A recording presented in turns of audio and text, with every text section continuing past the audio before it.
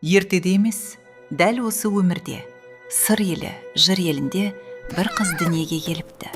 Аты Ақерке екен. Жай ғана қыз емес, жүрегінде мейірім, бойында сабыр бар қыз болып өсіпті. Күндер өте бой жетіп, қазақтың салтымен Қыпшар еліне ұзатылып, келін болып түсіпті. Ақ босаға аттап, жаңа өмірге қадам басқан екен. Уақыт өте, ана атанып, бір қыз, бір ұлды бауырына басыпты. Балалары өмірінің шырағы, жүрегінің үміті болыпты. Бірақ өмір әрдайым бір қалыпты бола бермейді екен. Тағдыр оны басқа жолға бұрыпты. Ақерке екі баласын жетектеп ештеңе алмай өз төріне қайта оралыпты.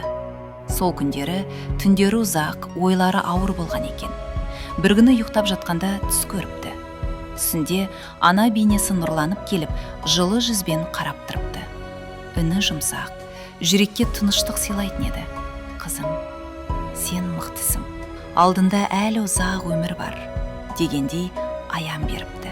Сол түстен кейін Ақеркенің жүрегі жеңілдеп, көңілі бекіп, өзіне сенімі ояныпты.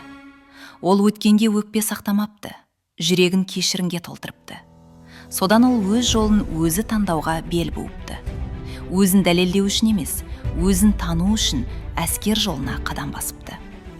Жылдар өте ол сарбаз болды, кейін офицер атанды. Жауапкершілік оны шыңдап, тағдыр оны биіктетіпті.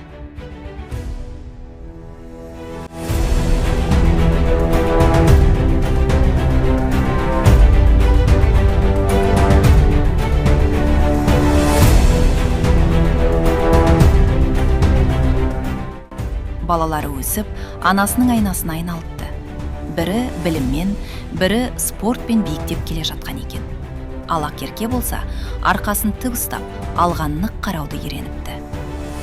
Бұл бір ғана әйелдің ертегісі емес. Бұл өмірді қайта бастауға батылы жеткен әр ананың жолы.